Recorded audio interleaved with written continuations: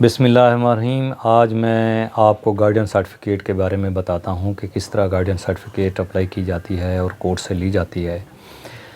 اس میں گارڈین کون مقرر ہو سکتا ہے اور گارڈین مقرر ہونے کا کیا طریقہ کار ہے۔ گارڈین کس کو کہتے ہیں؟ اب یہ ہے کہ جب کوئی بھی نابالغ بچہ جس کی عمر 18 سال سے کم ہو تو اس کے انتظام و انصرام کو سنبھالنے کے لیے کوئی بھی شخص گارڈین مقرر ہو سکتا ہے۔ اگر نابالغ بچہ کا والد فوت ہو جاتا ہے تو فوت ہو جانے کے بعد اس کے نام پہ اگر کوئی پراپرٹی موجود ہے یا اس کے نام پہ کوئی بینک اکاؤنٹ اس کے والد نے اوپن کروایا ہوا ہے اور وہ اکاؤنٹس کی مینجمنٹ کو چلانے کے لیے گارڈین مقرر کرنا ضروری ہوتا ہے۔ اس میں یہ ہے کہ جہاں نابالغ ریزائیڈ کرتا ہے تو اس کورٹ کو یہ اختیار حاصل ہوتا ہے کہ اس کورٹ کے اندر جا کے اس کی والدہ اگر حیات ہیں یا اس کا دادا یا اس کا کوئی رشتہ دار ریلیٹیو کوئی حیات ہے اس کے والد کے بعد جس کے پاس وہ بچہ موجود ہے تو وہ کورٹ میں ایک اپلیکیشن موو کرے گا گارڈین مقرر ہونے کے لیے۔ اس اپلیکیشن موو کرنے کے بعد وہ اس میں فیکٹس وغیرہ بھی درج کرے گا کہ اس کی حیثیت کیا ہے، اس بچے کے ساتھ اس کا رشتہ ریلیشنز تعلق کس قسم کا ہے، اور وہ اس کی پرسنل کیپیسٹی میں اس کی ذات کے لیے گارڈین مقرر ہونا چاہتا ہے تو اس کی ذات کا گارڈین وہ مقرر ہو جائے گا۔ کورٹ ایویڈنس لے گی، اسے ایویڈنس لینے کے بعد کورٹ سمجھتی ہے، کیونکہ کورٹ کو اختیار حاصل ہے کہ وہ پیرنٹل جورسڈکشنز کورٹ کو موجود ہوتی ہیں، اس کو اختیار حاصل ہوتا ہے کہ سوٹیبل پرسن کو کسی بھی نابالغ بچے کا وہ گارڈین مقرر کر سکتی ہے۔ جب وہ گارڈین مقرر ہو جاتا ہے تو اس کے بعد اس کی انتظام و انصرام کرنے کے لیے اگر اس کی کوئی جائیداد موجود ہے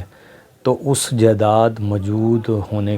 کے لیے جو اس کے اوپر اس نے کوئی اخراجات وغیرہ کرنے ہیں یا اس جائیداد کو سیل آؤٹ کرنا ہے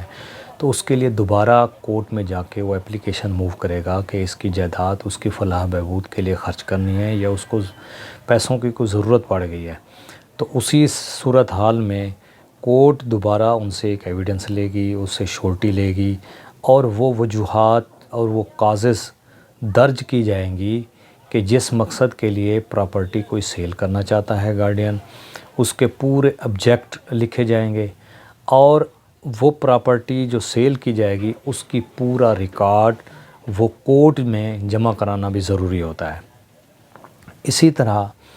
گارڈین اور طریقے سے بھی مقرر ہو سکتا ہے۔ مثال کے طور پہ اگر نابالغ بچے کا والد فوت نہیں ہوا لیکن میاں بیوی میں انبن پیدا ہو گئی ہے،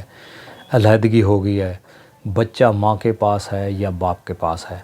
تو ان دونوں میں سے جس کے پاس بچہ موجود ہے وہ بھی اپلیکیشن کورٹ میں موو کر سکتی ہے کہ میں اس کی گارڈین مقرر ہونا چاہتی ہوں۔ اگر والد کے پاس موجود ہے تو والد بھی گارڈین کی اپلیکیشن موو کر سکتا ہے۔ لیکن اس میں فرق یہ ہے کہ جو والد ہوتا ہے وہ ایک نیچرل گارڈین ہوتا ہے، ویسے ہی گارڈین مقرر ہوتا ہے، اگر کورٹ میں رجوع نہ بھی کرے تو اس بچے کا وہ نیچرل گارڈین موجود ہوتا ہے۔ لیکن مسئلہ یہ ہے کہ اگر بچہ ماں کے پاس موجود ہے تو پھر باپ کو کورٹ میں جانا ضروری ہوتا ہے، وہ اپنے آپ کو گارڈین مقرر کروانے کے لیے اپلیکیشن موو کر سکتا ہے۔ اسی طرح ماں بھی اس میں کنٹیسٹڈ گارڈین مقرر ہو سکتی ہے کہ وہ اس کی اپلیکیشن کو کنٹیسٹ بھی کر سکتی ہے اور خود بھی مقرر ہونے کے لیے اپلیکیشن خود بھی موو کر سکتی ہے کہ اس کو نابالغ بچے کا یا بچی کا گارڈین مقرر کیا جائے۔ لیکن کورٹ نے ان دونوں کو میاں بیوی کو دیکھتے ہوئے یہ فیصلہ کرنا ہوتا ہے کہ ویلفیئر آف چائلڈ کس کے پاس ہے، کہ باپ زیادہ بہتر ویلفیئر کر سکتا ہے یا ماں ویلفیئر کر سکتی ہے۔ لیکن اس میں تقریباً 80% کیسز جو ہیں وہ والدہ کے حق میں جاتے ہیں۔ وہ اس لیے جاتے ہیں کیونکہ والدہ جو ہے وہ ماں کا درجہ حاصل ہوتا ہے اس کو، اور وہ بہتر ماں بطور ماں اس بچے کی وہ بہتر طریقے سے پرورش بھی کر سکتی ہے۔ تو یہی طریقہ کار ہے، کورٹ میں جا کے اپلیکیشن موو کی جا سکتی ہے تو پھر گارڈین مقرر ہو سکتا ہے۔ لیکن اپلیکیشن موو اگر نہ کی جائے تو کوئی بھی شخص گارڈین مقرر نہیں ہو سکتا۔ یہ ایک اس قانون کے تحت ایک امپارٹنٹ چیز ہے کہ without any application no person can be becomes a guardian of the minor.